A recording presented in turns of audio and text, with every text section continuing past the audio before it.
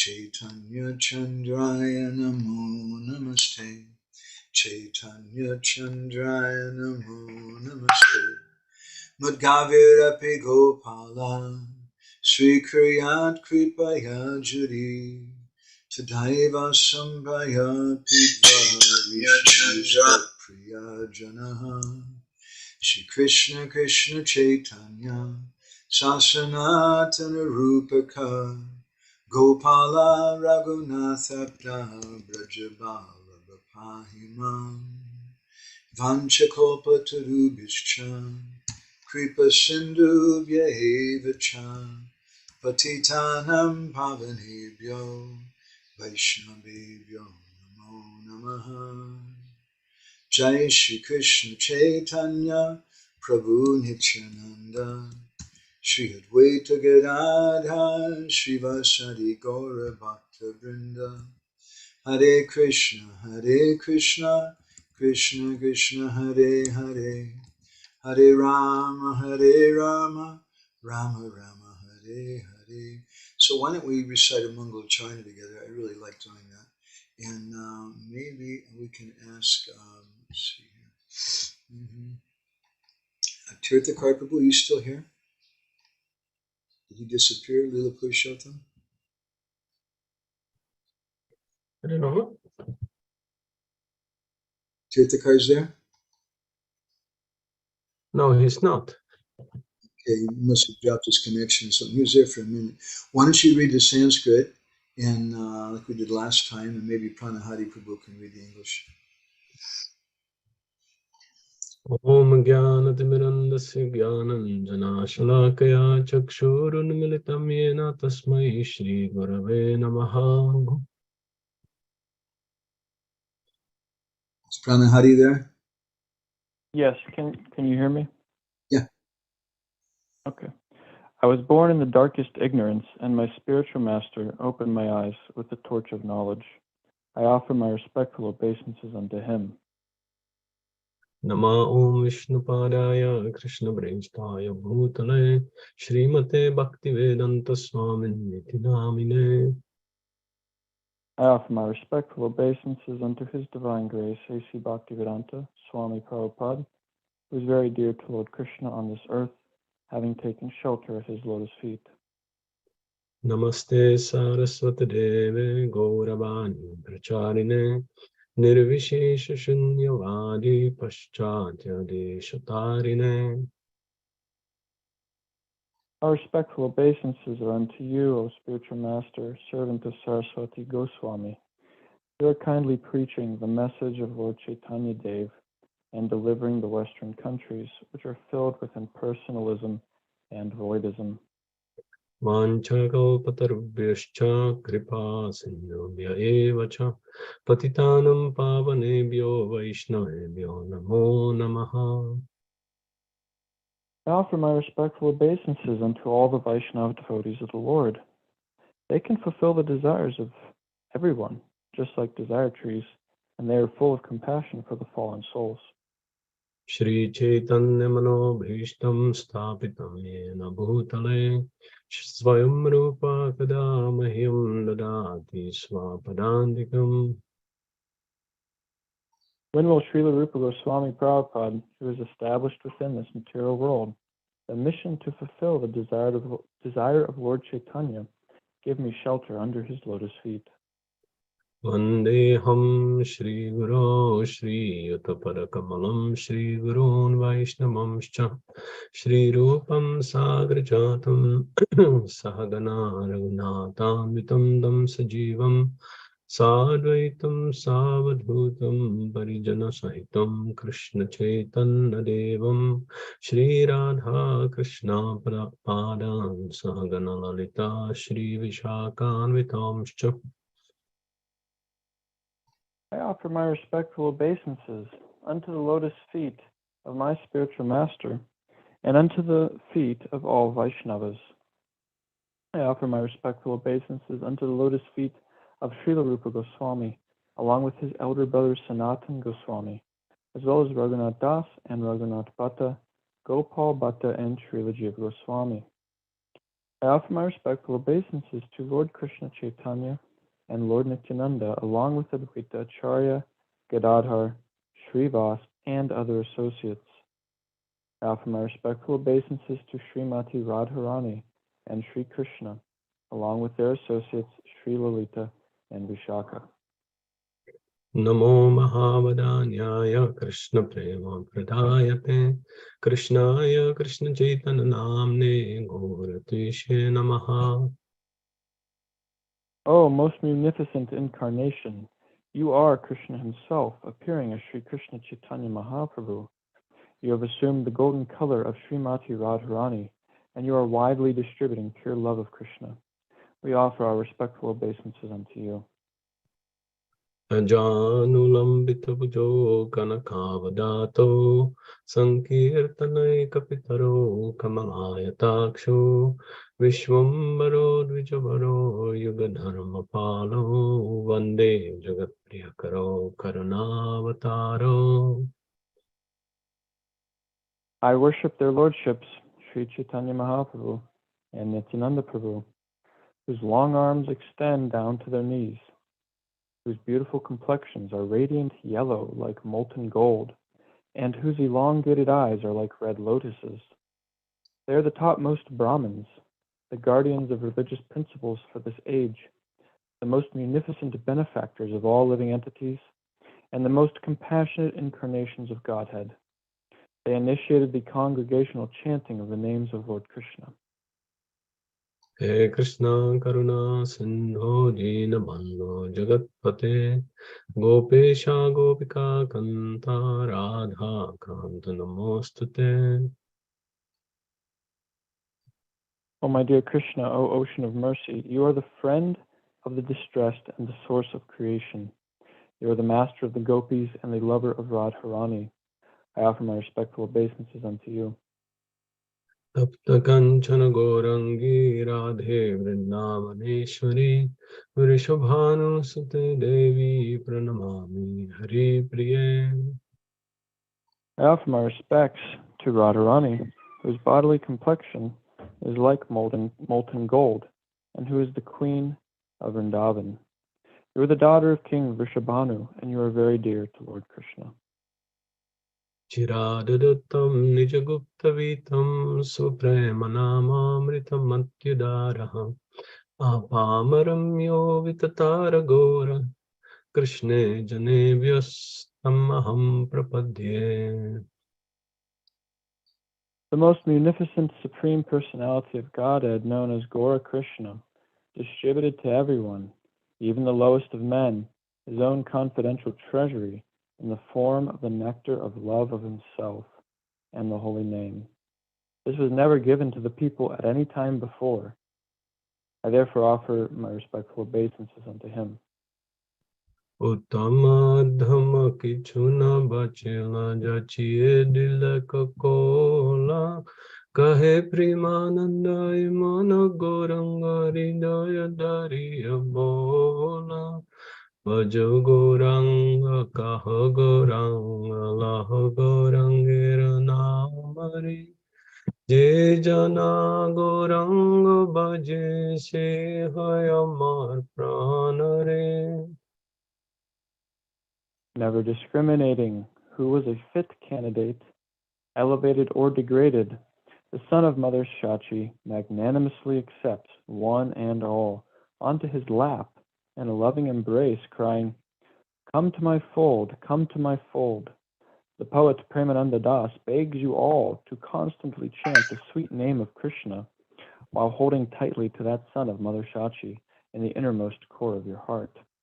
Worship Gauranga, speak about Gauranga. Oh, please take to Gaura Nam. Whoever worships Gauranga is my life and soul. Ananda Lila Maya Vigrahaya Hema Birivya Chavisundaraya Tasmai Maha Prema Rasa Pradaya Chaitanya Chandraya Namo Namaste. O Lord Chaitanya Chandra, O Lord whose form is full of blissful pastimes, O Lord whose complexion is as splendid as gold, O Lord, who gives in charity the nectar of pure love for Lord Krishna, I offer my respectful obeisances unto you. I offer my respectful obeisances unto you. We can all recite together the next two. Jai Shri Krishna Chaitanya Prabhu Nityananda Shri Advaita Gadadhar Shivasari Gaura Bhakta Brinda Hare Krishna Krishna Krishna Hare Hare Hare Rama Rama Rama Hare Hare. And we can recite this verse in Narottam Das Thakur. Shri Krishna Nama Amrita Vaishivatra Chandra Prabhadvasta Tamo Bharaya Gauranga Deva Anucharaya Tasmai Namo Nama Shri Narottamaya. Again and again, I offer my obeisances unto Srila Narottam Das Thakur. He is a true follower of Lord Gauranga Deva, the nectarian shower of the holy name of Krishna radiating from the moon of his mouth destroys the darkness of ignorance. Gauranga. So let's look back where we left off in our last session, because if you want to try to understand where you're going, you also need to understand where you're coming from. So this is the last session's verse. Kroda bana kodi kiba kroda tyaga sadadiva loba moha eta katan. Chaya ripu sadahina kodi ba maniradina Krishna Chandra kodi asmaran. He says that the anger spoils everything. So kroda bana kodi kiba. I won't have anything to do with this anger. What anger won't do. Therefore, kroda tyaga sadadiva, I should always sada give up this anger. Loba moha eta katana. And in a similar way, I'm going to give up greed and illusion. And these chaya ripu, these 6 different enemies that we have, I'm going to give them up by taking shelter and remembering Krishna. Now, perhaps Narottam Das Thakur, at this point, he's thinking that I'm writing this in Bengali for simple villages, and they're hearing this, but maybe they're not going to have so much faith, because these enemies, these 6 enemies, lust, anger, greed, illusion, etc., they're very, very powerful. So perhaps they're going to be concerned about this. So then he goes on in our verse for today. Apani palabe sabha shuniya govinda rabba singharabe jena korigan shakale vipate jabe mahananda sukapabe jarahai ekanta bhajana. He says you don't have to worry that apani pale bishabi, so all those different enemies are going to run away. Just from the sound of Krishna's name, Sunya Govinda Rabba, when they hear the name of Krishna, all those enemies will go far away. Just like I was reading something recently from our dear Vaisheshika Prabhu, and he was speaking, I don't, Pranahari Prabhu, I remember his name, I don't, but there was one of Maharaj's disciples in Alachua, Florida, who just left his body in an accident. And the devotees commented that some devotees, they saw there was an accident and they came running there very quickly, and he'd left his body. But he's laying there in the road, and the sound of the kirtan is still going on. It was being played on his phone or whatever it was. So he always makes this point that the sound vibration should never stop the sound vibration. So as soon as these different enemies of us, they hear the name of Govinda, Krishna, they immediately go away. Singharabi Jena Korigan. Just in the same way that deers, they run away when they hear a lion roaring. So the deer is not something which is a very frightening creature, although sometimes they attack hunters in America. They can be quite ferocious with their antlers and also with their hooves. But generally, they're very, very gentle, peaceful creatures who are quite afraid. So those deer are compared to these enemies of us in our senses, lust, anger, greed, illusion, etc., and how they go running away just at the roar of a lion, how a deer is frightened from that. In the same way, these things are just like deer. We don't take them very seriously. Sakale vipati jabe. He says that all this sakala, all this vipada, all these problems, they're going to go away. It's not a problem. Mahananda Sukha Pabe. And with great happiness, Jarahoy Ekanta Bhajan. I'll do this one-pointed bhajan. Another point in this verse is that when we take shelter of the holy name, all of these anxieties that we have, all of these problems and things that we have, if we really take shelter of the holy name, then Sakale Vipati Jabe, Mahananda Shukapabe, all the problems go away, and we feel great happiness. This is the nature of the holy name. So let me see somebody. Ishwara Chandrapuri, thank you very much, Pranahari Prabhu. That was quite a shock for everybody when we heard about his departure. And it must have been quite a shock for Guru Maharaj too, I think. So there's a really beautiful statement we have. So today I wanted to look at, and I know poor Gauranitai Prabhu, he really likes Raghunath Das Goswami's Manasiksha, and he likes some Rasik things because he's following his Guru Maharaj nicely. We're still pulling weeds, but this is what Narottam Das Thakur feels is important. And I'm just following along with whatever he's writing. We're going verse by verse. I'd like to share with you a translation from an article of Bhaktivedanta Thakur that he wrote in Sajjana Toshini. When we speak about fear, there's so many things we may become afraid of. And a lot of people today, they're angry with the government, especially people in Arizona. They're very angry with the government because this whole COVID thing, and they say it was overblown, and they're just trying to put people in a position of fear. And certainly that's a common thing that governments do. They say, oh, we have to take away your personal freedoms. We have to spy on you on the phone and this and that because there's terrorists. And in the name of, they make people afraid. And when they get people afraid, then they can take things away like this. So many people are concerned about it. So here's something Bhaktivedanta said about this. I thought it was very beautiful. He said, he's speaking, he addresses, just look, O brothers. When you say something, O bhai, in Bengali or in Sanskrit, it's usually done when you're saying something a little heavy, a little strong. So you put your arm around the person and say, listen, my dear brother. To fear the plague is not befitting for a Vaishnava. It's just not appropriate. What can the plague do to you? Will it harm you by taking away your useless life? Our life is just completely useless. If you wish a benefit for yourself, let the plague epidemic be a lesson for you. In other words, if we just are frustrated and angry about situations that go in a way that we don't appreciate, then we're not going to learn the lesson. To put it in the famous words of Prabhupada's dear godbrother, Srila Bhakti Rakshak Sridhar Maharaj, he once commented that the environment is always friendly. In other words, the situations that we find ourselves in, the problems and things, these are here for a purpose, for a lesson. So if we wish a benefit for ourselves, let the plague epidemic be a lesson. If tomorrow the plague will get you, just imagine you'll disappear and all your riches and happiness will vanish.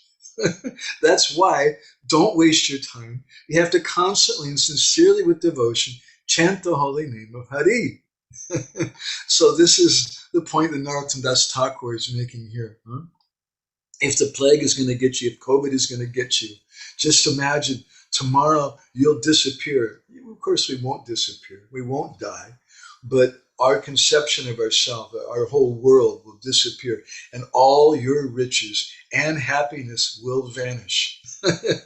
It's a promise. Therefore, don't waste your time.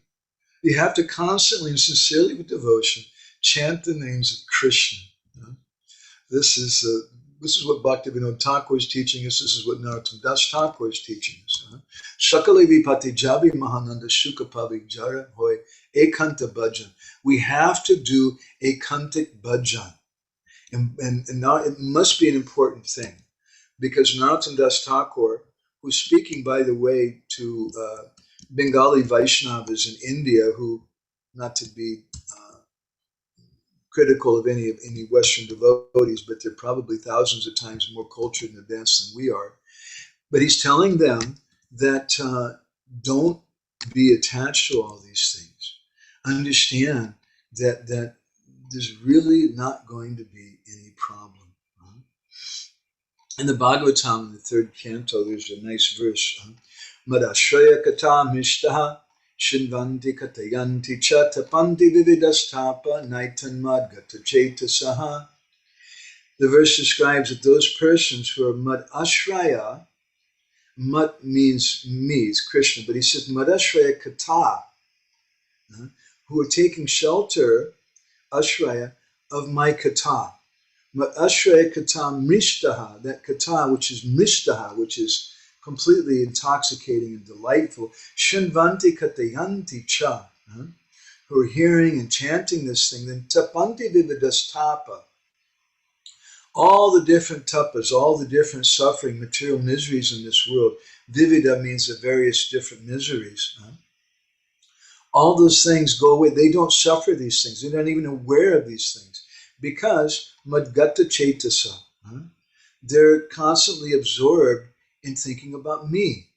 Someone today was telling me about different problems in politics and things in the Vaishnava community, and even some things with my godbrothers and my grandmother's family. He's a godbrother of mine.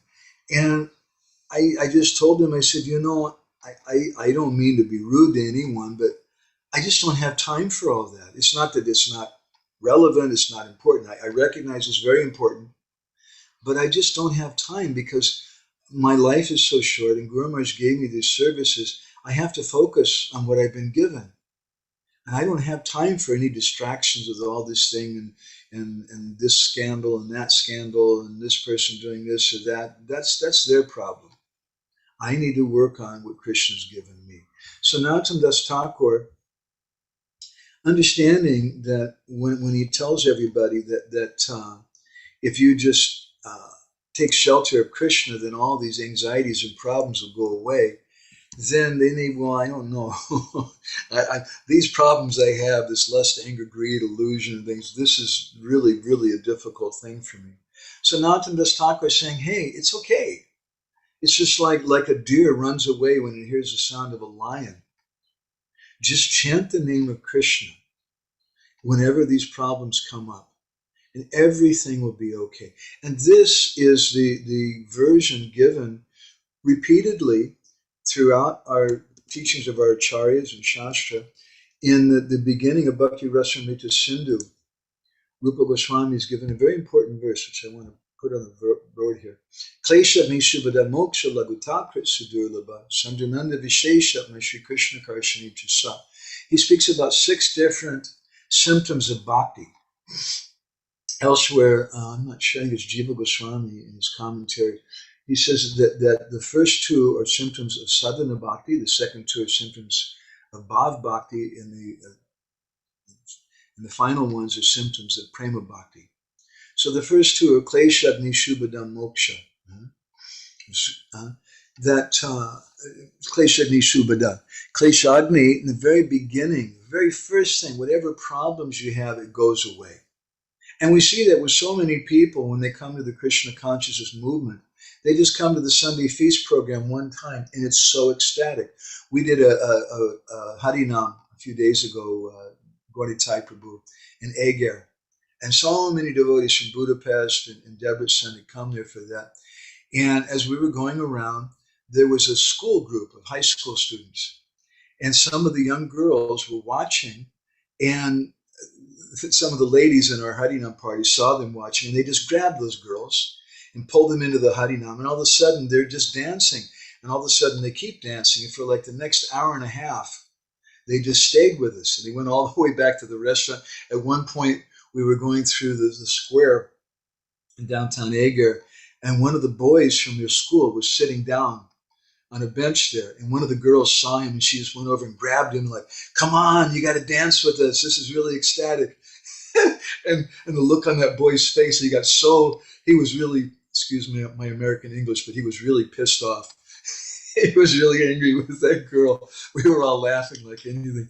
And those girls, they have no idea what's going on. They don't know anything about Krishna consciousness, nothing about philosophy, anything. These weird people are dancing in the street, and they're really happy. And they were really happy. And finally, they went back to the restaurant with us. And then they started getting nervous at that point. And the devotees invited them inside, and they gave them some cakes. And actually, they had me talk to them a little bit. And they gave them some books and whatever and let them go right away so they weren't too terrified like they're going to try to join a cult or something. So Rupa Goswami says this, Kleshadni, very first thing, even for someone just on the street in Agar, high school students full of anxieties and problems. Does this boy like me? Am I going to pass my grades? How my parents are too heavy on me. They have so many anxieties at that age. But they're dancing in the street with us in happiness without even understanding the Maha Mantra or anything that's going on. This is the nature of bhakti, the Kleshagni. And then just to comment very briefly on the rest of these, the main point is just this Kleshagni that I wanted to bring out today. Shubhada, that it grants all auspiciousness. Moksha lagutakrit, this is the symptom of bhav bhakti, that this bhakti makes liberation insignificant. And sudurlabha, it's something very, very rare. And then the symptoms of prema bhakti, sandrananda visheshatma, it's like condensed nectar. And Sri Krishna Karshani Chasa, it attracts Krishna. This is the nature of bhakti. So Narottam Das Thakur is telling us this in the beginning. It's so important. We need to fix our mind. We need to have absolute firm faith that all that I need to do is to just chant Hare Krishna. But we're attached. We're attached not only to the happiness and so-called pleasures in this world, but we're attached to the sufferings in this world. There's one commentary I've seen on the Mahabharata, which explains that why it is that Karna is such a great person. He never lies. He's so honest. He's so brave. He's so righteous. He's the son of Kunti. And at one point, just when the battle's about to begin, Krishna brings him aside. And Krishna tells him, actually, you're the eldest of the Pandavas. And you're the real Yuvaraj. You're the real king. You're the real heir to the throne. And if you take the throne, Yudhishthira will serve you, and all the Pancha Pandavas will serve you. And you'll keep Duryodhana alive. But if you don't do this, then your dear friend Duryodhana is going to die. And Karna didn't listen to Krishna, the Supreme Personality of Godhead. So then Kunti Devi, his mother, spoke to him, and she cried. She said, I love you. I've always thought about you and things. And so you have to stop this. There's no reason for this. You have to stop this, and you'll be accepted by the Pandavas. And he refused to accept her advice. And the commentary is so nice, explains why Karna did that, because Karna was attached to feeling sorry for himself. There's a beautiful talk Bhaktivedanta Maharaj gives about this. Maybe Anupani remembers the title of it. I saw it recently. Where self-pity. Victim mentality is called that lecture. What is it? Victim mentality. Victim mentality, yeah. So Karna had that. So we're attached not just to our pleasures in this world, but we're attached to the victim mentality. Don't you know? They did so many bad things to me. And in the temple, they wouldn't let me marry, or they got me married to this terrible guy. I know one Prabhupada disciple, Mataji, this is a little diversion, but I'll just tell this real quick. She was sitting in a class in America in like 1980 or something, in one of the classes given by one of the first zonal acharyas, gurus after Prabhupada left. And he's giving this class, and all of a sudden he says, I have an announcement. And this Mataji is going to marry this devotee who was quite an eccentric devotee.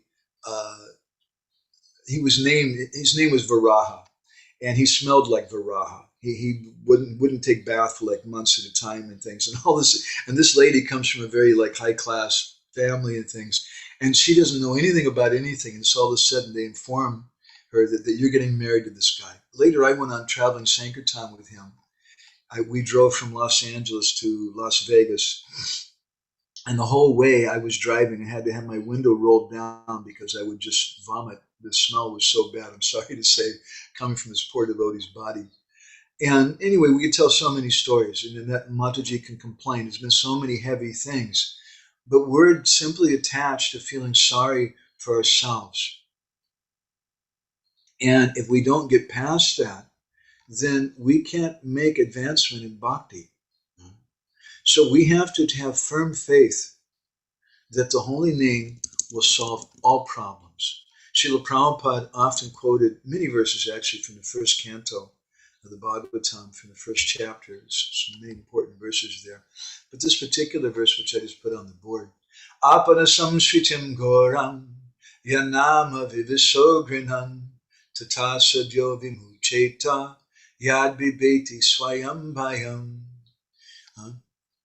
Living beings who are entangled in the complicated meshes of birth and death can be freed immediately by even unconsciously chanting the holy name of Krishna, which is feared by fear personified. So many times we come to Krishna consciousness because we're suffering. We want some relief from that suffering, but we don't have real faith in the holy name of Krishna. We have some faith this is something far out. It's from India, reincarnation, nice food, vegetarianism. But our appreciation oftentimes is rather shallow.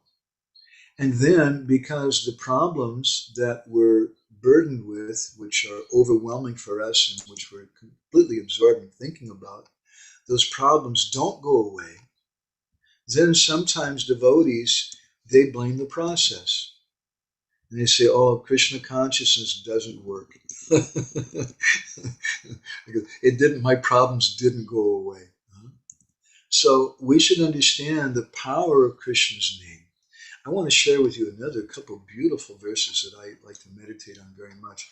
The first is from the Varaha Purana. It's quoted by Baladi Vidyabhushan in his commentary on Vishnu Sahasranam. I just heard some news today that my godbrother and friend Ishvara Prabhu he's translated different commentaries on Vishnu Sahasranam. It's going to be a 5-volume set.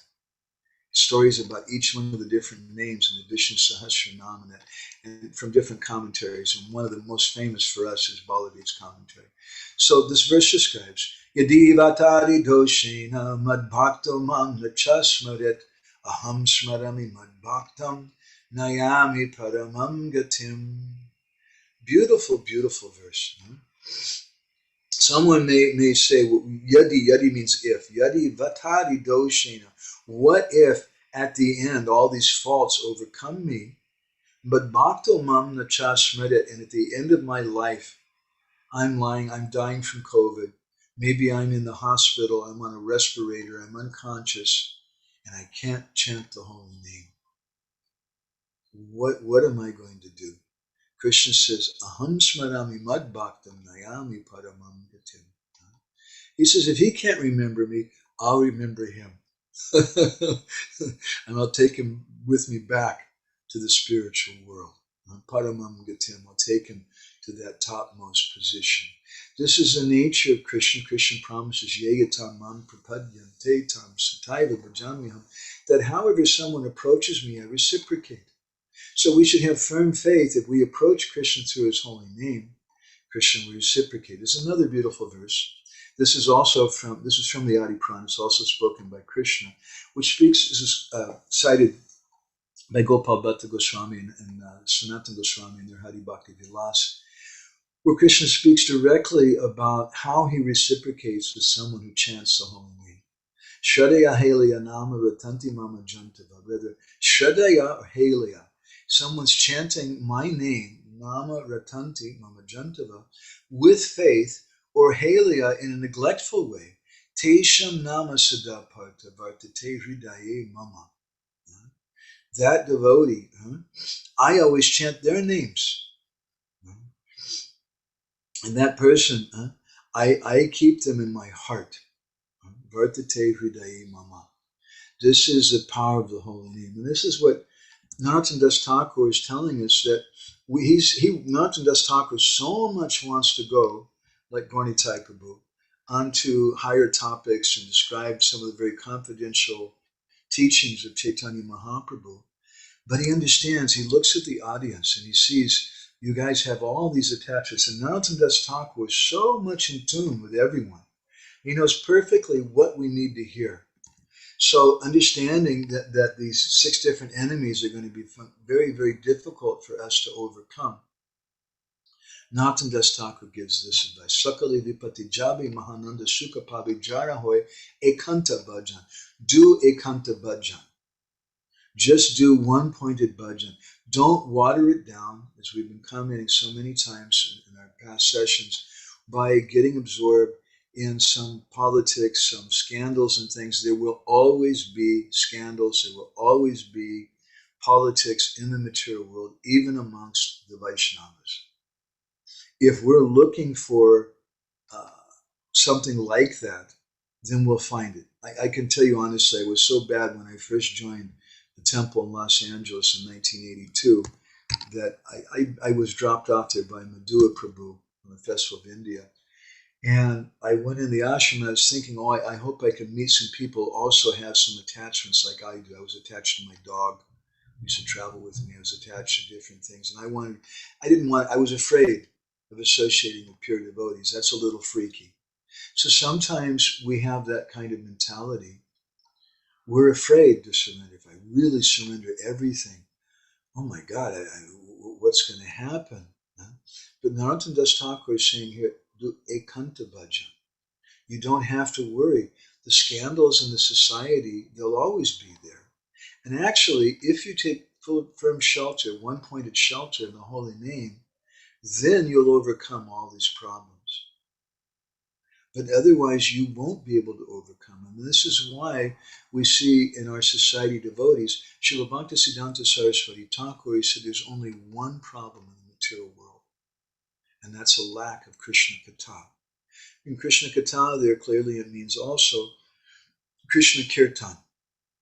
That's the only thing that's lacking in this world. And we have to have firm faith in that. And we've all heard that thousands and thousands of times, but still, we read something, oh my God, did you hear what happened to this Guru Kuli? Did you hear what happened to this Mataji, what the temple president did to her, what they said this and that, and there's this scandal, and why the leaders are not doing something, and why this and that. And we're just diverting our mind from what we're supposed to do. Jarahoy ekanta bhajan. Narottam Das Thakur says there's no time for all these other things. Just take firm, exclusive shelter in the holy name, and everything will come. There's a famous verse in the 11th canto of the Bhagavatam, which Prabhupada cited quite often, Bhayam Dvitiya Benivesita Shat, that this bhaya, or fear, comes from Dvitiya. It comes when we see something separate. We see duality. We see something separate from the Lord. And in Benivesita, when we become absorbed in that difference from the Lord, we think, yeah, Krishna consciousness is wonderful, and prasadam, and the holy name, and kirtan, and the deity worship, and the holy dham, and everything is wonderful. But as soon as you say the word but, it means you're bhayam dvitiya benivesita. You're absorbed in some duality. You see something different. It's all very good, but the leaders, but the child molestation, but the scandal here, but this thing, but that thing. That means you're not taking one-pointed shelter of the holy name. And if you're not following the prescription given by the doctor, how can you expect that you're going to become free from your illness? The doctor gives us medicine, he gives us a diet, he gives us some exercise, and we don't follow it. So if we don't follow that, then why should we complain about the doctor? It's not the fault of the doctor, it's my fault, because I'm not following it.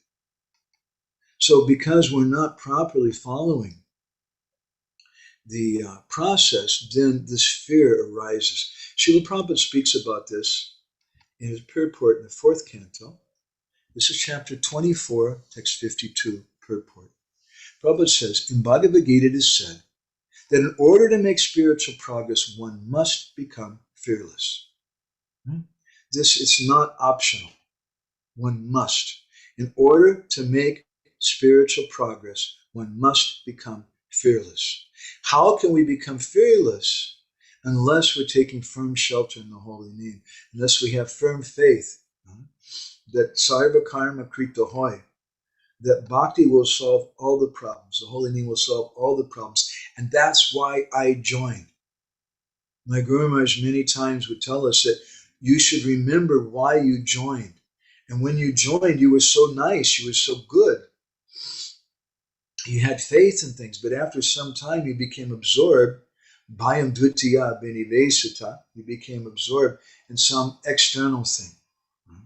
So Prabhupada quotes this, as fearlessness is a result, fearfulness is a result of material involvement. It's also said in Bhagavatam, bhayam dvitiya benivesita shat, fearfulness is a creation of the bodily conception of life. As long as one is absorbed in the thought that he is this material body, he is fearful. And as soon as one is freed from this material conception, he becomes Brahma-bhuta, or self-realized, and immediately becomes fearless, Brahma-bhuta prasanatma. Without being fearless, one cannot be joyful. The bhaktas, the devotees, are fearless and always joyful because they're constantly engaged in the service of the lotus feet of the Lord. So Prabhupada, jumping down to the next highlighted section, says, by practicing Bhagavad Bhakti Yoga, one becomes fearless and joyful. Unless one becomes fearless and joyful, he cannot understand the science of God. Bhagavat Tattva Vijnana Mukta Sangha Shajayate. This verse refers to those who are completely liberated from the fearfulness of this material world. So Prabhupada says, if we want to make spiritual progress, we must become fearless. It's not a small thing. It's a very, very big thing. This fear, this bhaya, is one of the principles of material existence. And everyone is suffering so much from this. So Prahlad Maharaj, he had no fear. He said, Naivod Vijay Pada Duratya Vaitaranya, said that there's no udvijay. I have no fear, my dear Lord. The only problem that I have, soche, I have this one lamentation. The vimukha, the fools in this world. Chaitase indriyata maya sukhaya bharam. How the materialistic people were absorbed in materialistic life. And I'm concerned with love for them.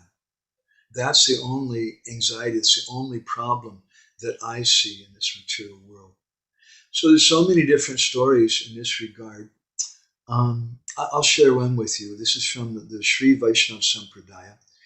There's 12 alwars in the Sri Sampradaya. They're considered to be incarnations of the Lord or the Lord's weapons, the Lord's associates. And one of them was born in the beginning of Kali Yuga. And it's said that he lived for 2,300 years. His name was Bhakti Sar. I'm trying to remember what was his name before. The name doesn't come to my mind. Anyway, he was living so long. He was born on the bank of a river, and to a rishi and his wife. It was a premature delivery, and he had no form. It was just a lump. So they just left him in a bush. And somehow the baby continued to develop. And Lord Vishnu came and gave darshan to the crying child and disappeared. And then later on, a carpenter who was out there cutting cane to work with found the child in a bush and took him. But the child wouldn't eat any food. He couldn't speak and he couldn't see. But still he was growing. And then one day, a Sudra happened along and he saw the child and he said, please take this milk. So that young child took the milk because he wanted the child of the Sudra to become his disciple. So he studied the Vedic philosophies for like 700 years. And then it said that he threw all these books in a well. And his Bhakti Sar, then he went to Sri Rangam and he was living there like a Babaji. And one day he was sitting in the sun and he had a pretty simple life. The only problem that Bhakti Sar had was that he had this lungi, this old rotten cloth, and the cloth kept tearing. And it's a little embarrassing because people might see your private parts or something. So he's sitting there sewing the cloth, the tears in it. And just at that time, Lord Shiva was coming by with Nandi and Parvati riding on the back of Nandi. And when their shadow crossed the ground, Bhakti Sar, who was sitting there sewing his cloth, he sensed this is something not good. It's something I don't want. And so he moved away from that shadow. Now, the shadow of Shiva and Parvati is considered to give all auspiciousness, material auspiciousness. But Bhaktisar, because he's Fexam Bhakti, he doesn't want that. So Parvati was surprised. She said, who is this person who's moving out of our shadow? And Lord Shiva told her, he's a Hare Krishna devotee. He's a Vishnu Bhakti. We don't have Bhakti. We don't have any business with him. But Parvati said, no. This is not good. We give benedictions to everybody. So at least we should go and test him. So then all of a sudden, this fellow, this old guy is sitting there sewing his cloth, and all of a sudden Shiva and Parvati show up riding on Nandi. And they have their hands, and there's a Abhaya Mudra offering benediction. They say, so what would you like? This is your lucky day. You won the game show. What kind of benediction would you like?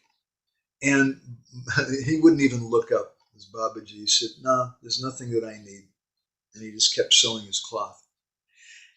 And he didn't even have a proper needle. He's using a piece of straw from a broom with a thread tied around it to sew. And Lord Shiva said, look, I can give you the heavenly planets. And he said, no, I don't want that. And then Parvati kind of elbows him, offer him something more. And he said, look, you can become Lord Brahma. No, I don't want that either. He just kept sewing. Wouldn't even look up at them. And finally, Lord Shiva then said, you can become Shiva. I'll give you my form. And Bhaktisar, again, without looking up, he said, you already have enough problems. Your wife is nagging you. He's on your case like anything. And then Lord Shiva said, well, I'll give you something. What do you want? So then he told him, he said, well, give me liberation from material existence. And then Lord Shiva, he said, well, Mukti Pradatta Sarvesham Vishnu, even the song said that only Vishnu can do that. I'm sorry, that's not part of my job description. I can't give you liberation. Only Krishna, only Vishnu can do that. So then he says, so then what are you asking me for anyway? You can't give me anything useful. He said, okay, look, you want to do something useful for me? I do have one problem. You see, I'm stitching my cloth as I'm talking to you, and the problem is that the thread keeps coming off of this broomstick needle that I've got. Now, if you could help me, you could make the thread stick to this straw. That would be something useful. And when he said like that, Parvati got really angry. And she told him, he's making fun of us. This is so bad. You can't tolerate that. So then Lord Shiva became angry because he's just following his wife. He's a henpecked husband. And fire came out of his third eye. And this fire was coming to this sadhu to destroy him. And the sadhu didn't even look up. He was just sewing his cloth. And he pressed his toe down in the sand. And at that time, a fire came out of his toe. And that fire devoured Lord Shiva's fire and started chasing after Lord Shiva. So then Lord Shiva ran to Balaji in Sri Rangam. And at that time, Lord Vishnu sent a Vaikuntha cloud that flooded everything, put out the fire. And then at that time, Bhaktisar, this sadhu, he floated on the water. And because of this, Lord Shiva gave him this name, Bhaktisar. You're Bhaktisar.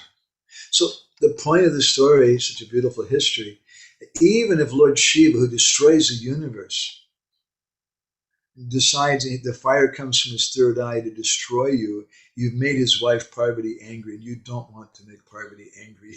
She's a very dangerous personality. It's no problem for the devotees.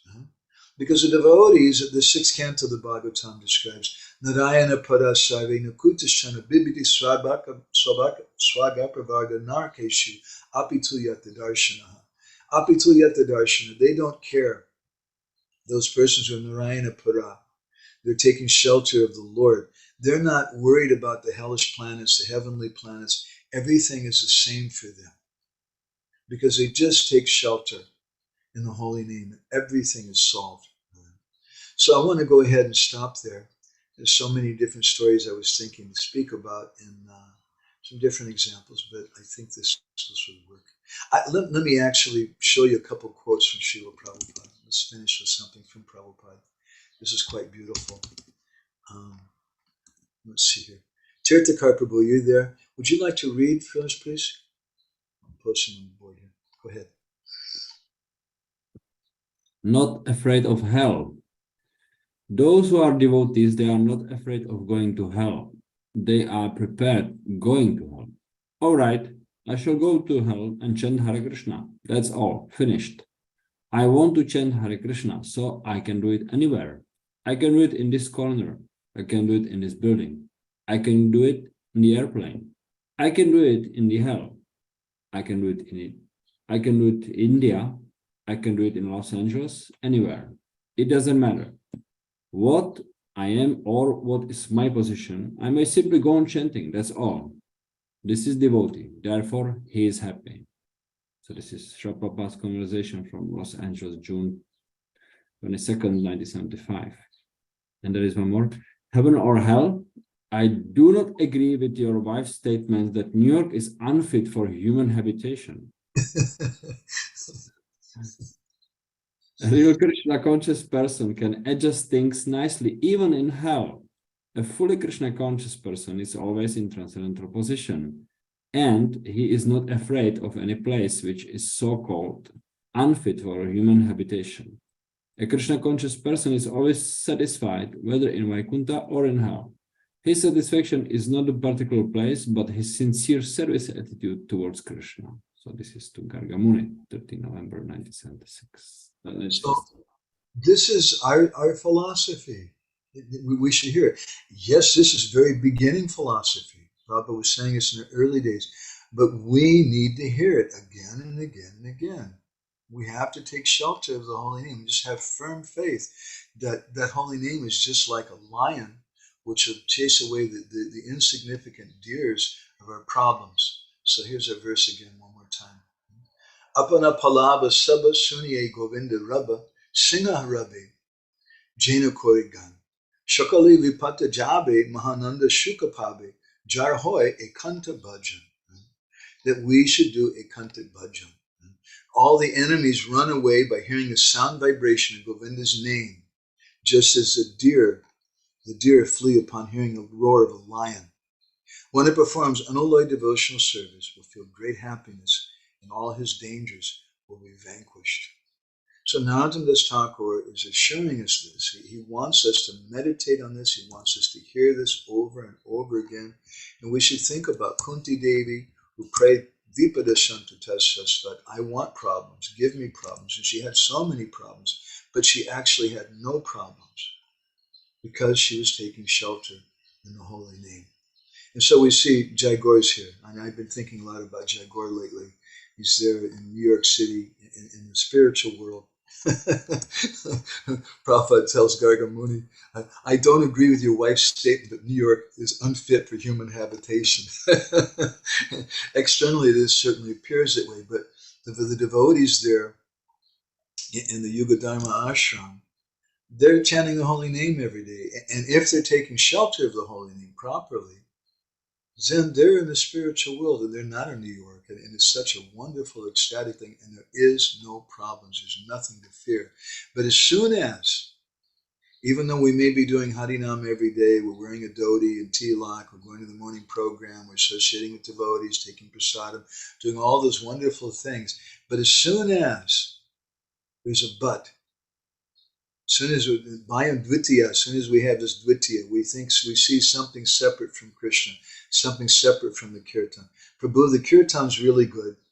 It's really nice, but whatever the but may be, but it's not going to solve our problems. Devotees need to get married. Devotees need a social problem. Devotees need a psychiatrist. Devotees need more money. Devotees need this, they need that. They think there's anything lacking. Then the bhayam comes, the fear comes.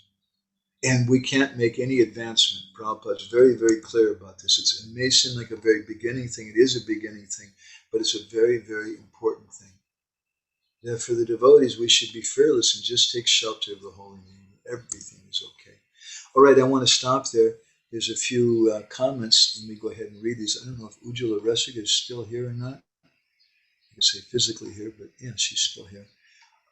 Ujjwala Rasika, I think you probably have to go pretty soon. Would you like to share?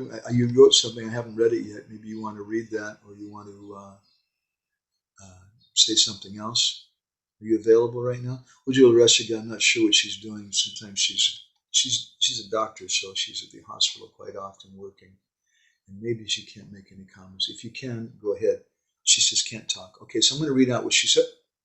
It's all good, but no bhakti, no saranagati. Why complain? Could you please post the verse that Krishna will do our smaran at the time of death and we cannot? I'll post it in our group. We must become fearless if we have to make advancement. It's not so easy, but it's required. Because we have so many attachments. Ujjwala Rasika, you have your daughters, and you love. A little girl is so beautiful and so sweet and so innocent, and we develop so much attachment for them. And we have fear then, that we're afraid that, someone's going to hurt them, is going to harm them in some way, and we're going to lose their association.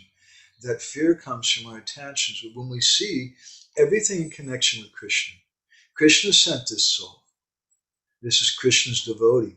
This devotee, I'm here to do some service to help them remember Krishna.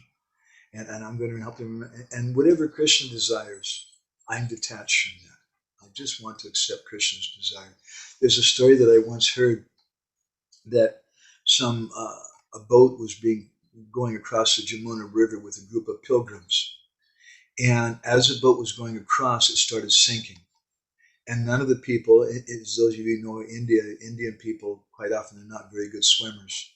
Nobody in the boat could swim. They were all terrified they're going to die. So everybody had taken cups and whatever they had, lotus and things, and they were taking water from inside the boat and they were dumping it out.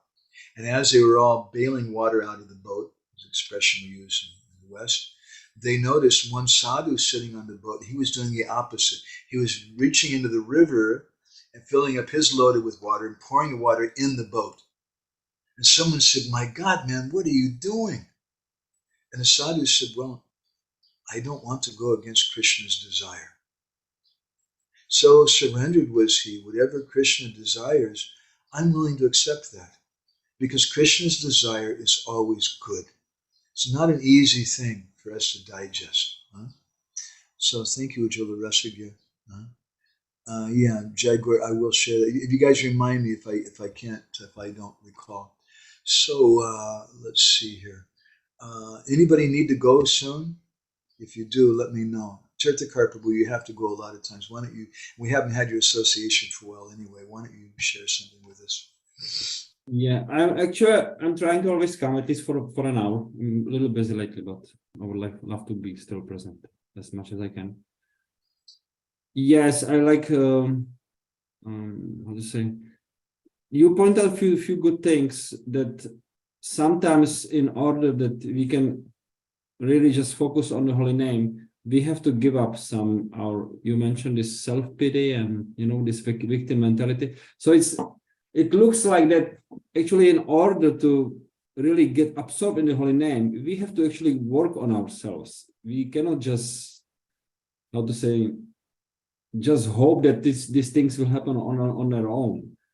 I believe, is it connected that because we don't chant pure name, so we have to, for a start, get help also with this other things, let's say? Well, Krishna's always testing us, and that test is the nature of rasa. We see that test is there in all relationships. A boy tells a girl, "Wow, you're so beautiful." And she's like, "Okay, you're telling me that," but she has a test.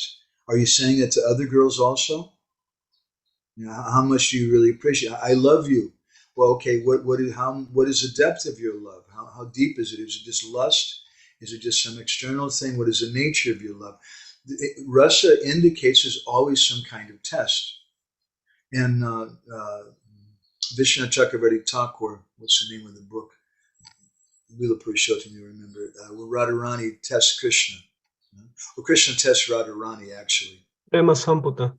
In the Samputa. So there's always tests going on, and Krishna wants to test us to see how deep is our sincerity. and it's a very important thing. When we see that test, a wise person becomes happy. Thinks, oh, there's a test, because the test means now I'm going to be able to progress to the next grade. But someone who's a casual person, they don't want to accept that. So we should understand Krishna is definitely going to be testing us. And we have to make some endeavor. If we're just passive, that's namabhas. Passivity means namabhas. We're chanting, we're getting some benefit. And mukti tucha palohai namabhasa hoite. The Chaitanya Charitamrita says, Haridas Thakur says that mukti tucha palohai. That's the tucha fall, the insignificant fruit of even namabhas is mukti, liberation. We can get that, but we can't get Krishna praying. And for that, we have to learn to cry out to Krishna very intensely. Is that helpful, Prabhu? Okay. Nice to have you with us again, Tirthakar Prabhu. You make always great comments and things. I appreciate it. And I also, you're a great inspiration seeing how you take care of your family. I really, really appreciate that. Thank you. It's important. It's a service. Okay. Let's see who else. Neil, do you want to share anything?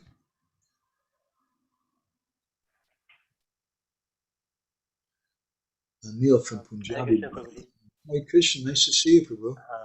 Hare Krishna to everyone. I joined very late actually. I was, stuck into a few things.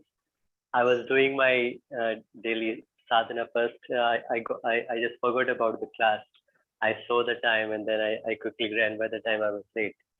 But then I had to take care of some things.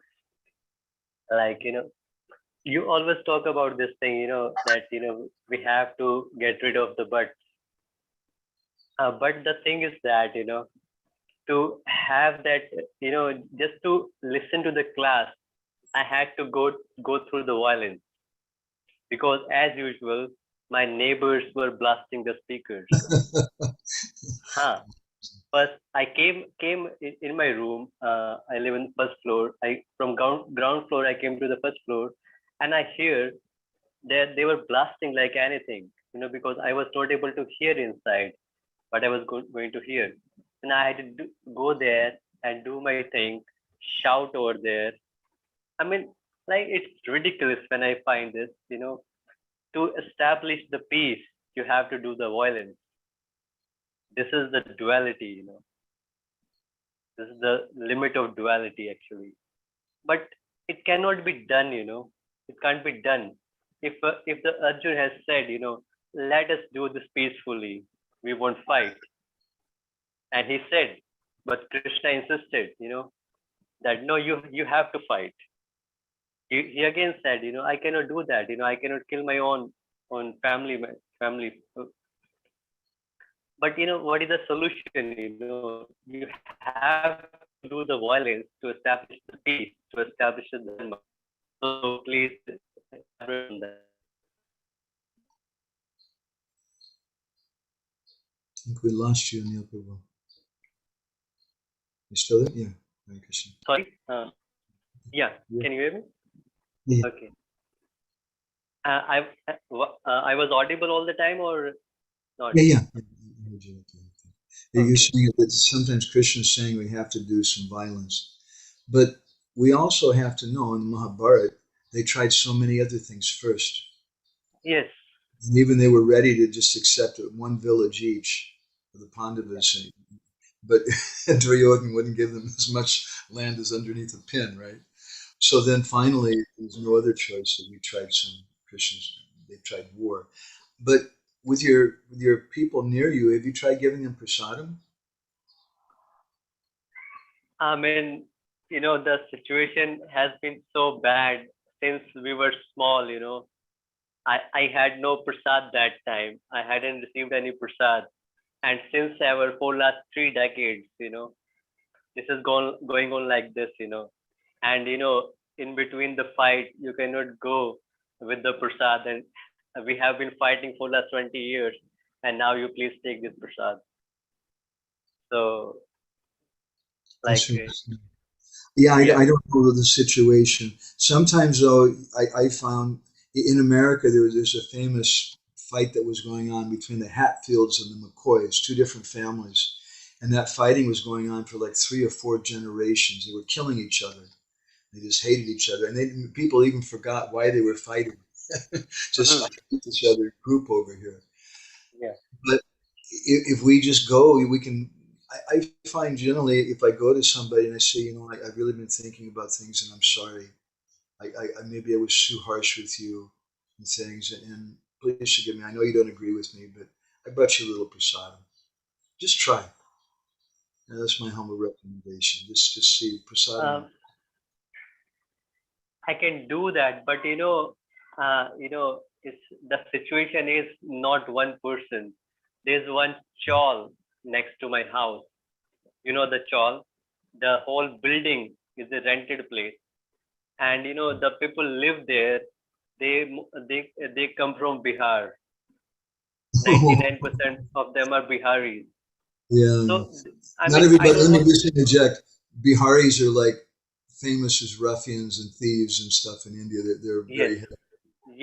yes. So I mean, it's not that I don't want to do that.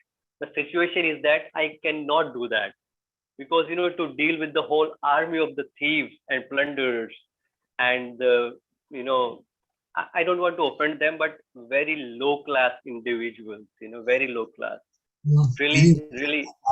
my humble feeling is that I think Prabhupada would want that. I really, even if you just give prasadam to one person, that's one person. Maybe you bring a box of cakes or cookies or something for the whole building and ask them to distribute it or something, and just say it's a peace offering. I'd be surprised. It's very rare people refuse prasadam. Just a thought. I don't know your situation. Don't mind me. Maybe it can't work, but No, Prabhuji, I agree with you. I agree with you 100%. It's just that I don't have got that humility. I don't have that humility, and I cannot fake it. Even if I would try, that would be a very half-hearted endeavor. Just to simplify my means. Just to simplify my situation. That won't be an endeavor entirely for their benefit. That would be with a desire, a selfish motive, so that they can cooperate. That won't be a heartful desire. That won't be a heartful endeavor. yeah, very good. Well said. It needs to be from the heart. Anyway, you depend on Krishna and you pray and chant, and Krishna will give you some intelligence. Maybe he'll give you Yeah, some idea to go somewhere else. I don't know. yeah. That's what I'm praying. I just want to leave the place, but because this is my family house, our own house, it's not a rented place. But I would have left, like a decade ago. That's what Haridas Thakur did. People were just too rough. He left his Yeah, family place and just went somewhere else where he yes, could do his bhajan. yeah. Anyway, no. Thank you, Neil Prabhu. I really appreciate it. Hey, Pranahari Prabhu, would you like to share anything?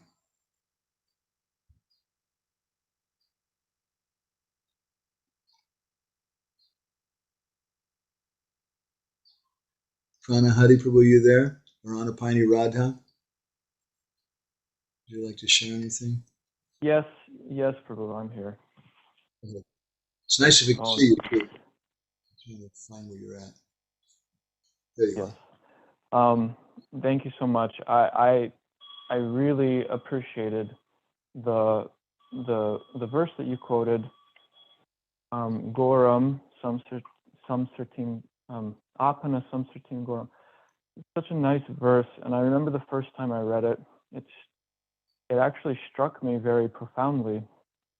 It was nice to be reminded of that again, because I read it so literally that this frees me from all fear and immediately liberates me. So when I was a kind of a new practicing devotee, I read that and I took it so literally that that's what I brought to my japa. That's what I brought to my chanting. That this is real, and I have to admit that the results were profound, and that kept me going and keep investing more of myself into the process. So I was just reflecting on how a matter of hearing, associating, remembering these things, so that we can actually bring that to our practice.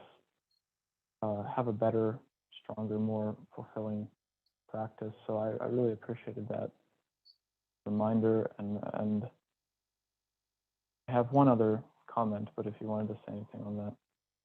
No, go ahead. Okay, just the other comment that I was thinking about was in regards to seeing this story that you told about the sadhu putting the water back into the boat. It's just something so amazing that devotees think that way. And I have a long way to go myself, because when challenges come, I just feel like, as you know, I mean, so many health issues while I was in Govardhan. I have to say that I was freaking out, and I was maybe at the very tail end of it, maybe at the climactic points of it, thinking, what is Krishna trying to say? What is going on here? But it took a lot for Krishna to kind of get through to me, and the positive thing I was thinking of is that those opportunities are always coming. So there's always another chance to develop, to take that test and try to get a better grade, so to speak. We have all kinds of these things are to look forward to: old age, disease, death. It's a fact. Those ones for sure. Yes. And what a beautiful way for a devotee, like what a profound vision the devotees have when those things, old age, disease, and death, which everybody's avoiding, everybody's doing it, and the devotees are just, this is fine. Actually, they're my friends, because then I realize that this world and this body is temporary. It's such a profound, important thing. And who can be like that except the devotees? So, thank you, Pranahari Prabhu. I appreciate that. Anapayani, do you want to share anything?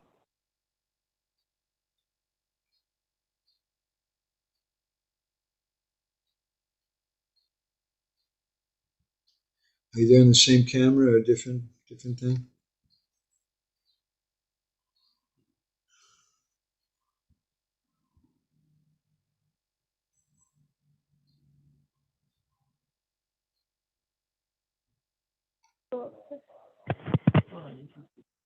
Sorry, Krishna, I'm sorry. I have to go downstairs because we're leaving. Like we have to leave now, and we have to pack breakfast and all those things. Okay. So I was just in like my main takeaway thing from the class is that wherever I'm upset with something, I don't like something, how things are arranged in Krishna consciousness. I mean, in our movement. So the main problem of that the main question I have to ask myself in this situation: do I really have a faith in holy name? So do I have a faith that if I chant everything, it doesn't matter? All these problems are nothing. So, and if I do that sincerely and I try to connect with the holy name, so I don't have to worry so much about all these little things which I don't like, and I think they're, it's not something that helps me to practice or something like that. So that's the main thing. Taking away from the class. That's Thank good. you so much for that. Thank you, Anapayani. Thank you, Pranahari. Thank you guys for taking part. It's really nice to have your input. We missed it. You guys have a great day today, okay? Thank you so much. Thank you. Natalia, do you want to share anything?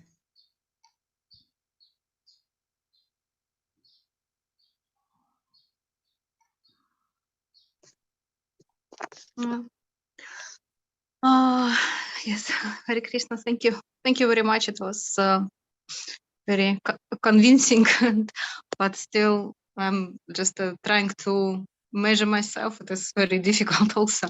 I already could, trust only holy name and ask for help only to take shelter in holy name, but at the same time I have my own vision what is right and what is wrong.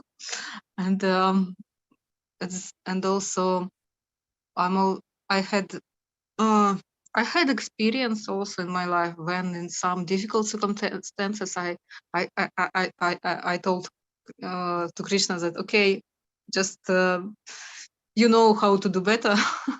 Because I'm just okay. I will trust and yes, some miracles happened. I really felt presence like that like okay.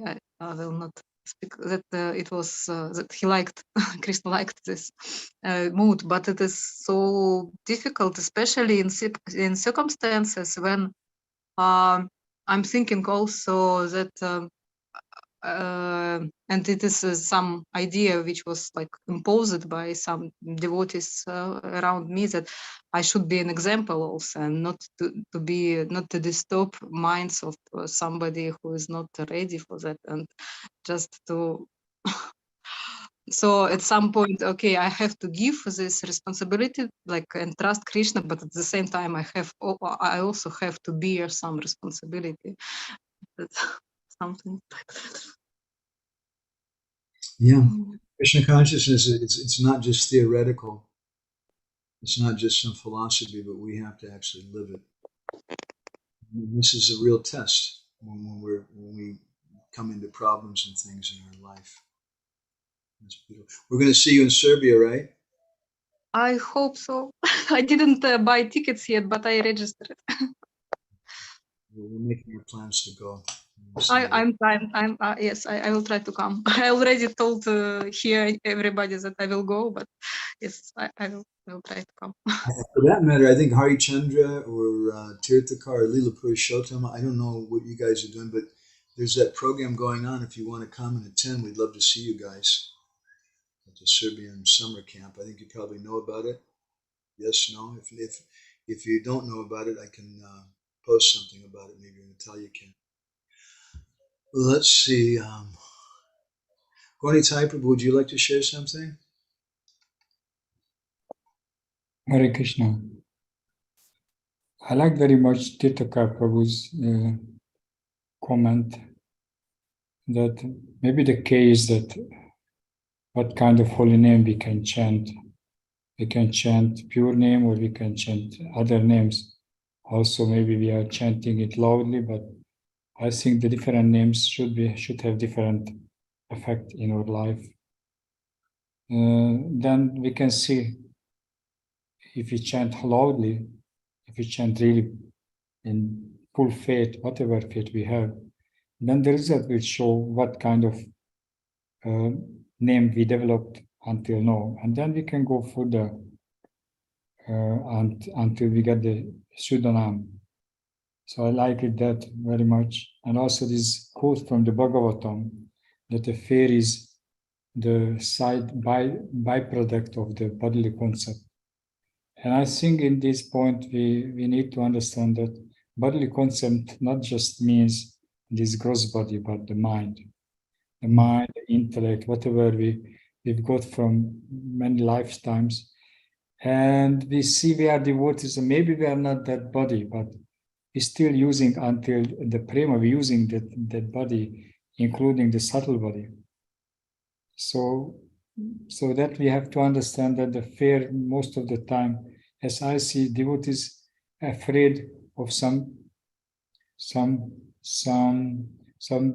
bad situation on the subtle level, not necessarily they're afraid of the bodily situation, but more what the other will say about me. How can I, continue my life if I say something? So I think that, and I liked very much Anil's openness, that he knows that he's a devotee, but he have to use some kind of method which not necessarily we could accept like a pure devotee would use, but he's very honest, and I like it very much. It's really, really the life. Anil Prabhu is a real sweetheart. If you go leave India through Delhi, you should take a day or something in Punjabi Bagh and go get some association with him. Is that okay, Anil? Mm-hmm. He's a really special devotee. Okay, thank you very much, Prabhuji. I really appreciate it. Siddha Hari Prabhu, do you want to share anything? Hare Krishna Prabhu. Yes, Prabhu, I'd like to share something. One second. First of all, Prabhu, thank you for your wonderful class. I'm really grateful that I got a chance to hear from you today after such a long time. I mean, this idea of the today's the idea or the instruction given by Narottama Thakur in this verse today regarding ekantika bhakti is very attractive. You know, just to hear about it, one feels so. Just hearing about it, one makes one feel so happy and so enthusiastic. Hey, wow, this is what he's saying: to trust completely on bhakti, to practice ekantika bhakti, and to leave everything else aside. And you know, maybe you could say I fantasize or I dream that I would like to do every day, you know, some amount of focused bhakti or ekantika bhakti. However, in terms of implementing it, I feel that I always you know, fell short. You know, I dream myself that I will wake up and chant, you know, 16 rounds without any distraction. I would say some prayers before chanting. I would read this much. But in terms of application, I see myself very far from the goal. So I was wondering, you know, how do I make, you know, that progress towards ekantika bhakti, and you know, instead of just fantasizing or dreaming about it, but make it real. Sorry, I had to turn my camera off for just a minute, but I can hear you. We have to keep hearing. By hearing in association with devotees, and that hearing is not passive, that hearing is active in the sense that Paraspara, the Bhagavatam says, that we're discussing like we are today, and we're considering things from back and forth. That kind of hearing will give us faith. Prasparana katanam pavanam bhagavad yasamito rata mitastustir nivrita mita atmana. The verse of 11.330, the Bhagavatam describes that by discussing these things with devotees, then gradually attachment to Krishna arises. And Sridhar Swami's Bhagavad-Deepika commentary, he explains that what will happen is the devotee, beginning, they'll say things like, well, I had this attachment and I gave it up. Let's see here. I'm sorry, my camera's, oh dear.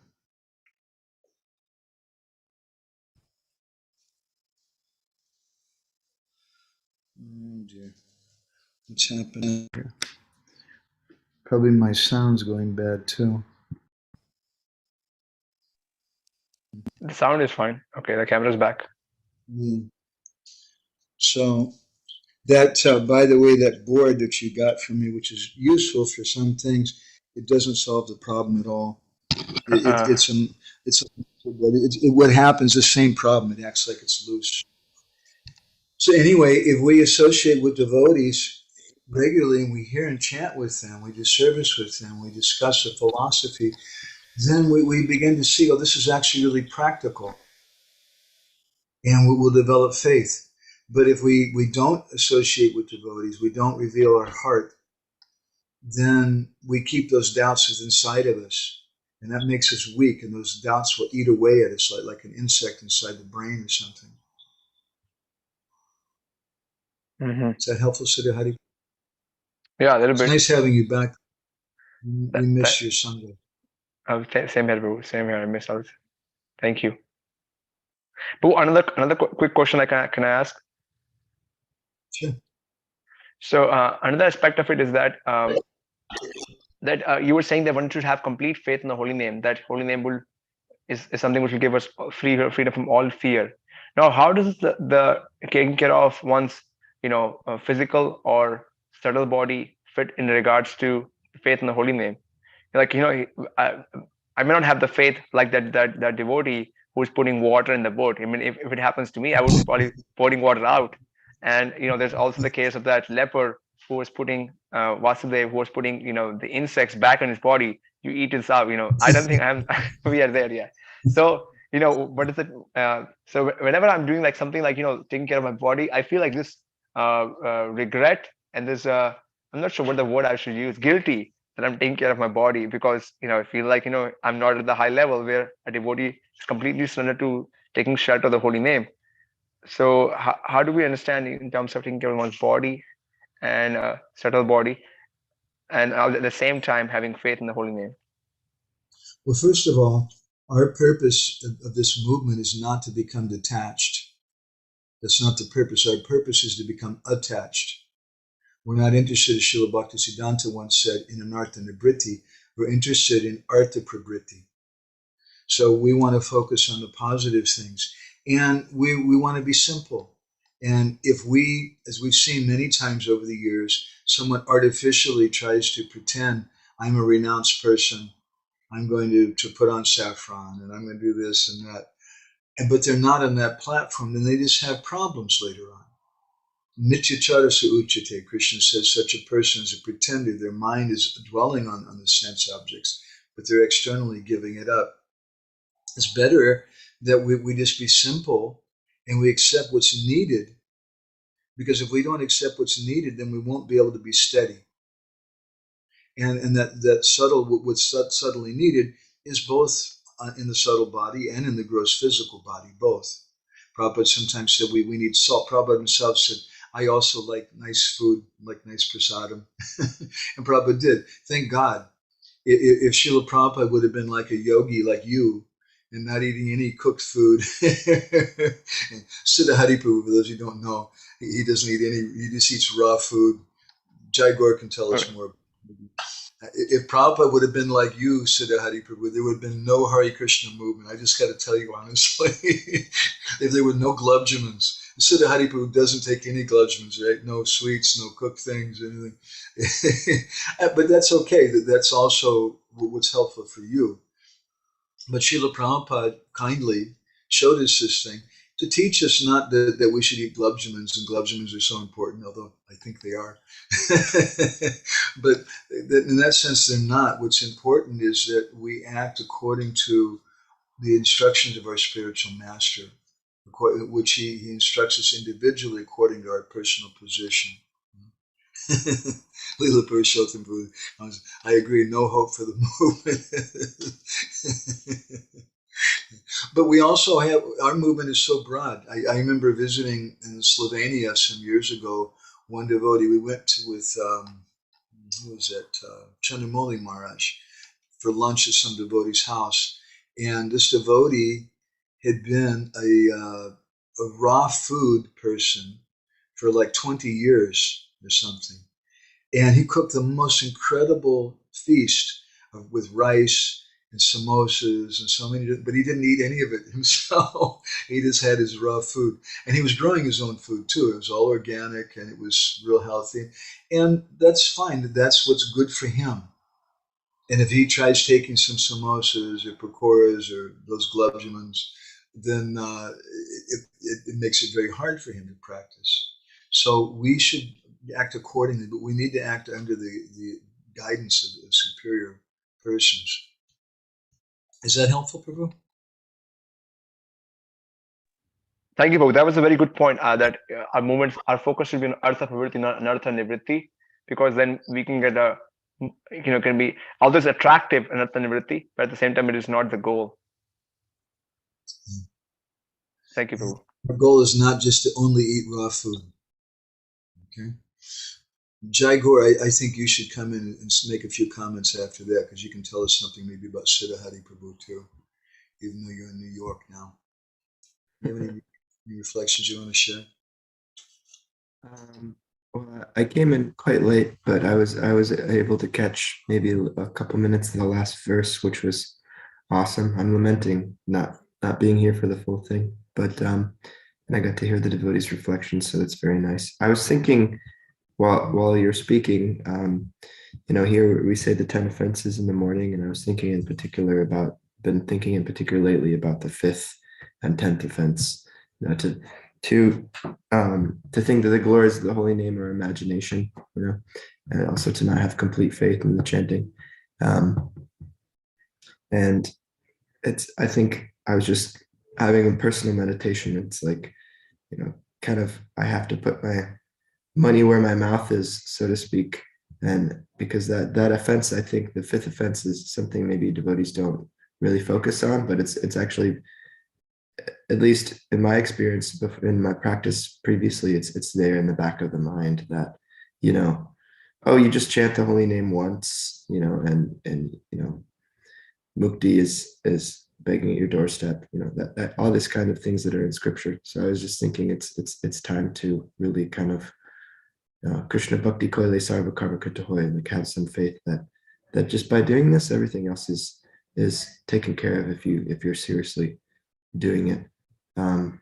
And another comment that we were just having, like the Yuga Dharma ashram kind of meeting or ishtagoshti, and just oftentimes you speak about this having a joint conception when we come together to do kirtan, and how important that is.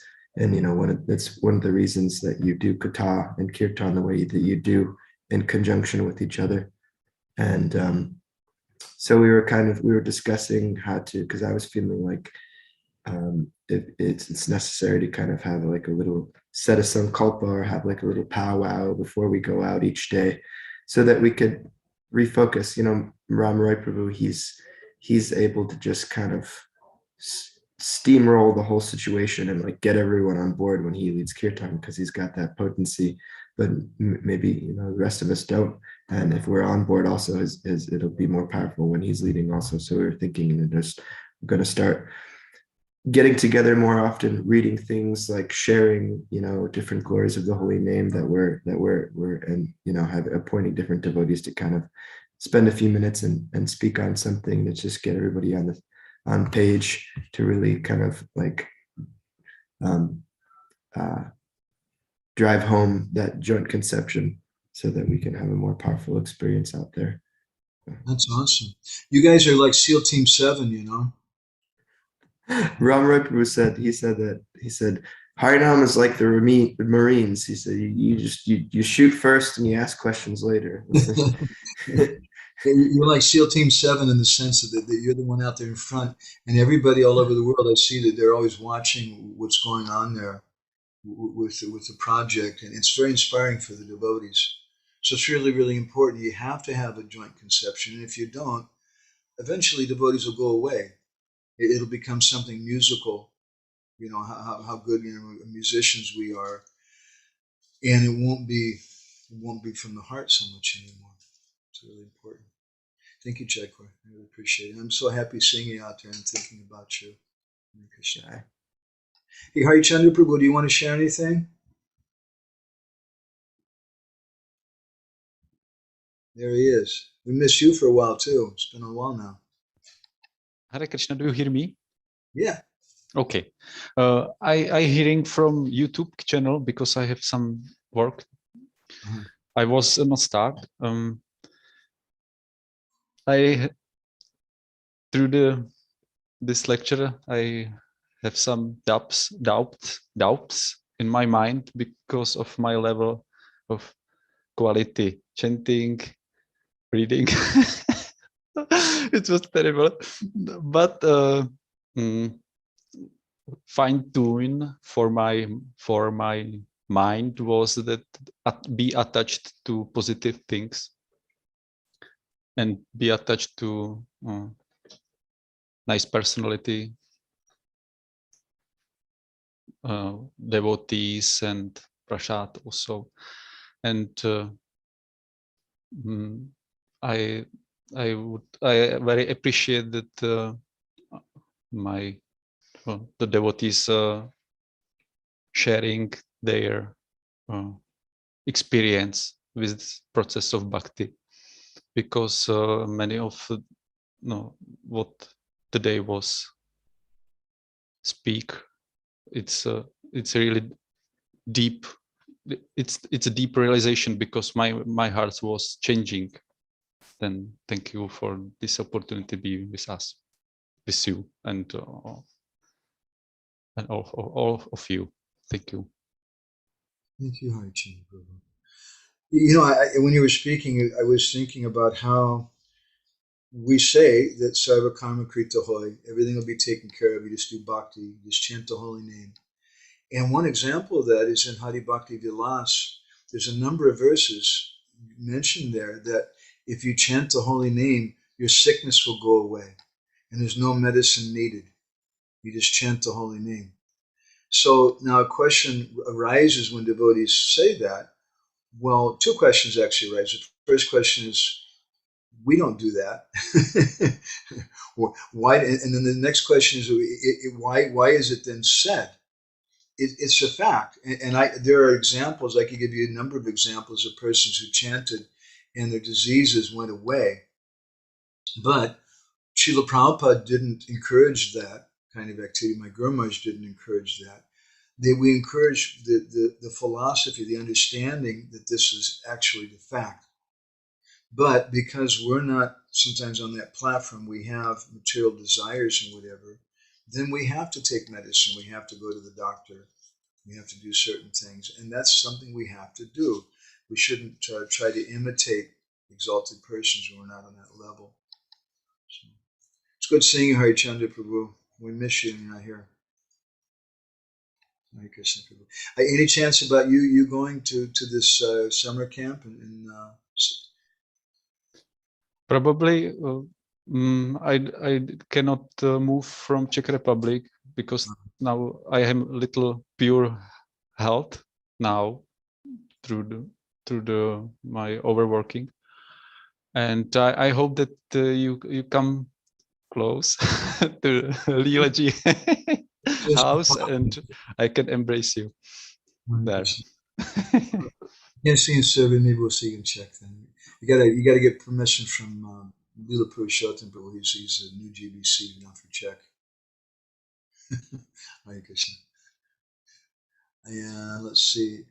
Leela Purushottam, but do you want to share anything? You didn't know that about the GBC, huh?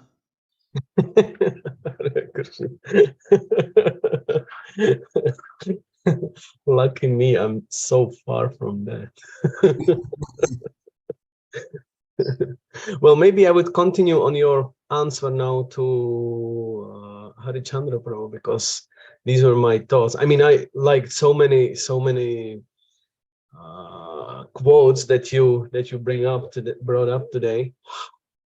Like I love this Sridhar Maharaj's environment is always friendly. It's so challenging.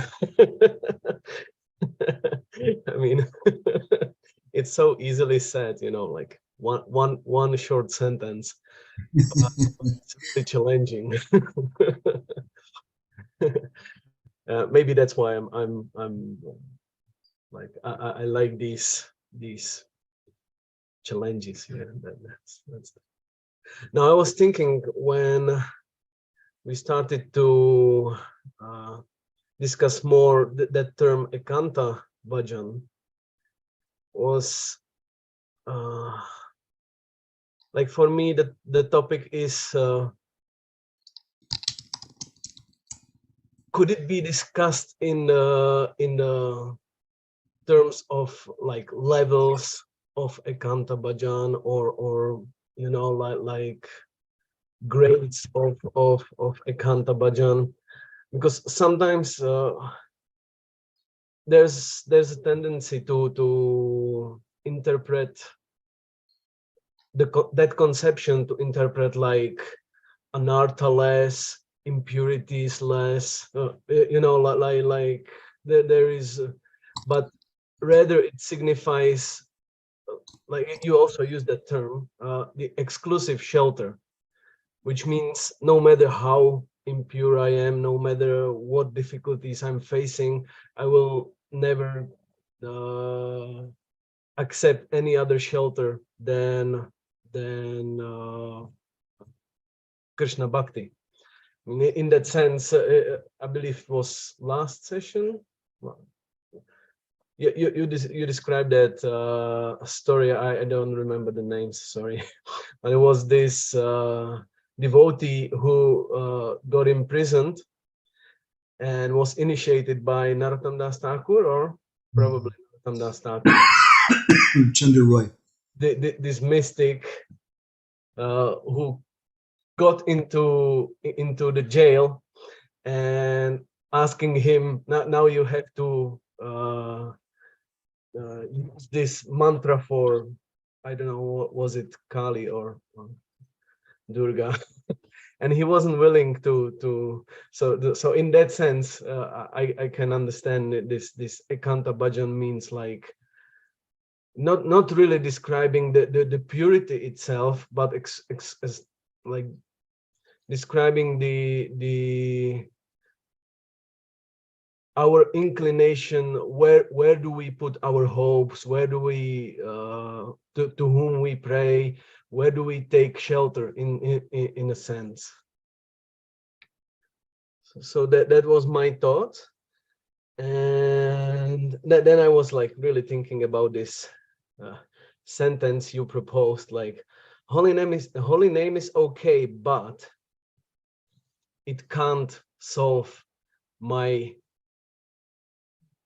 whatever, the difficulties that I may face in due course of life as they are coming, like naturally. And I was thinking like how to reconcile the like pure approach to the holy name, in the sense that we don't want to, like I myself find myself often in that situation that there would be the impetus to pray for something else than bhakti, but consciously I'm avoiding it. I don't want to do it. Now the discussion, other discussion would be that I would take shelter of someone, something else to achieve that material desire or something. Then in that part of discussion, we would come to a conclusion that it's better to turn to Krishna, even with the material things. But on the other hand, if we would be like willing to accept that, okay, material desires, let them be fulfilled or not fulfilled, I'm not willing to bother Krishna with it. Although I'm aware I have them and probably I have to live them, I am aware of it, but I consciously try to avoid to bother Krishna with it. So in that sense, how would you comment on holy name is okay, but like it can't solve my material problems, it can't solve my health problems, it can't solve my financial troubles, whatever. But then it's mixed with this conception, but I don't want to bother Krishna with these things. I want to chant the holy name for Krishna bhakti exclusively only. Well, we have to follow, as we were speaking with Hari Chandra Prabhu, we have to follow our swadharma, our particular nature, and we can't just try to impress other people or try to artificially do something that we're not ready for. And certainly, there's different shelters, different levels of taking shelter of the holy name, doing a kantik bhajan. And as you pointed out, one level is that I'm not going to take shelter of politics. I'm not going to take shelter, to solve my problems. And that's not such a small thing in this world. Even I'm not going to take shelter of temple politics or ISKCON politics. That's just not going to solve my problems. I'm not going to take shelter of astrology. I'm not going to take shelter of this or that. Those negative things, because positively I'm just taking shelter of the holy name. But aside from that, there's so many, many higher levels of what is a kantik bhajan. And we see the gopis of Vrindavan and Kurukshetra, they tell Krishna, we don't want you here. We don't want you as a big king. We want you in Vrindavan. And the gopis in Vrindavan, they love Krishna, they love Mother Yashoda, but we want to see you with Radharani. We don't want to see you with anyone else. We don't want to even see you with the cowherd boys. We want to see you in the Kunj, Jai Radha Madhav Kunja Bihari. We want to focus on that. That's another type of Ekantik Bhajan for their level, which is very high. So I think the answer partly is that we all need to do Ekantik Bhajan. What exactly that Ekantik Bhajan is for us will differ from person to person. And we need to hear from Guru about that, because someone may say, as you were pointing out, I'm just taking shelter of the holy name, Prabhu. I don't need to make money.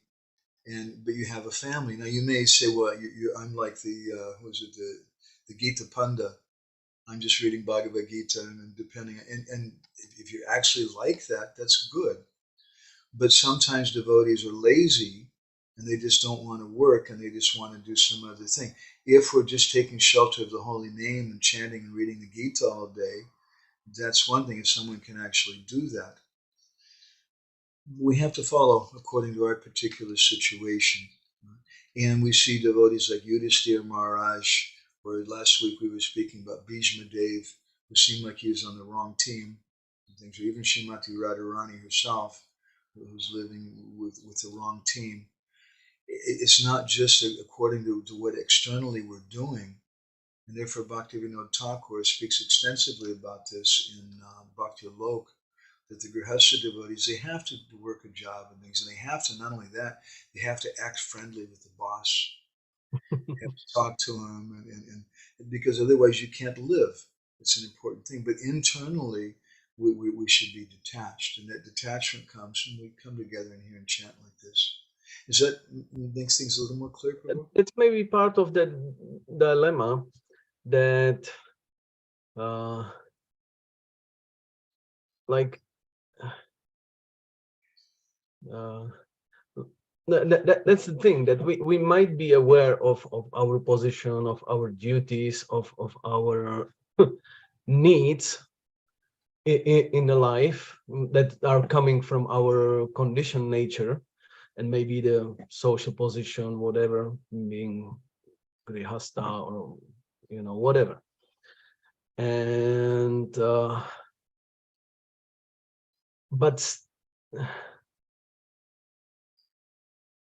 like in a sense, like we wanna stick to the conception that we do bhakti only for bhakti.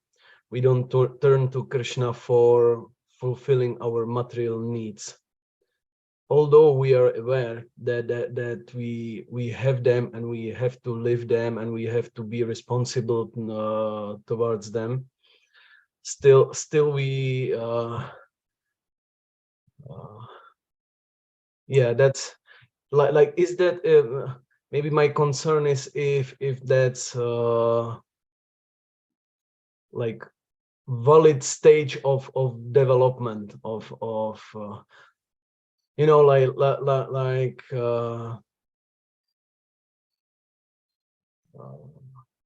like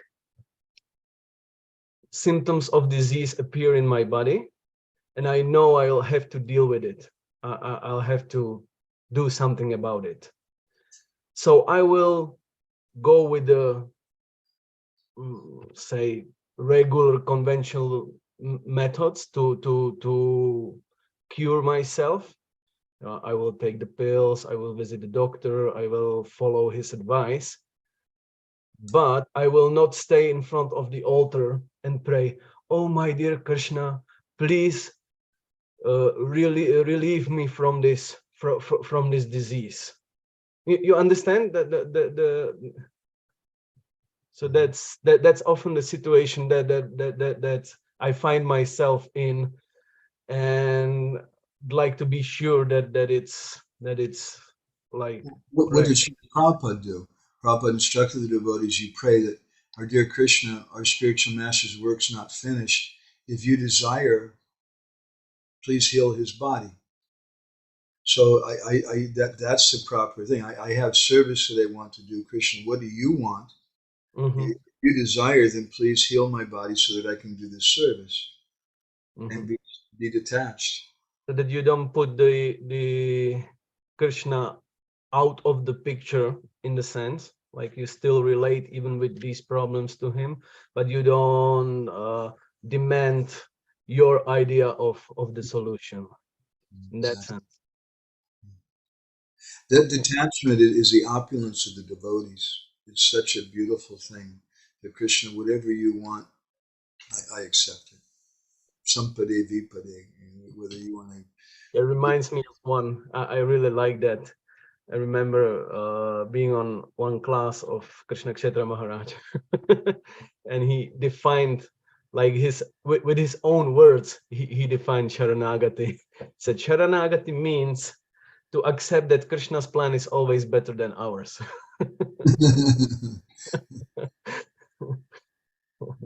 So probably, yeah. Okay, that sounds very satisfying. That you don't put Krishna away from the picture of your life, but you don't demand. You don't pray with like specific demands. It's something which we would probably want to have a whole session in, but it's a topic which Srila Prabhupada alludes to sometimes, but our acharyas speak about more, and that is we should approach Krishna with whatever desires we have.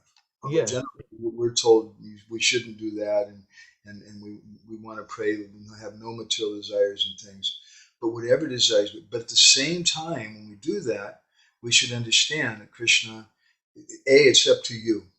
What do you want? And B, I'm doing this for your service. And C, if there is something that I'm really attached to, I should understand that this is just my mundane attachment. And that strength, that understanding comes when we associate with devotees by hearing and chanting. Then we know this is not, I have this attachment, it's been with me for a long time, I can't give it up, I haven't even thought about giving it up. But I know it's not a good thing.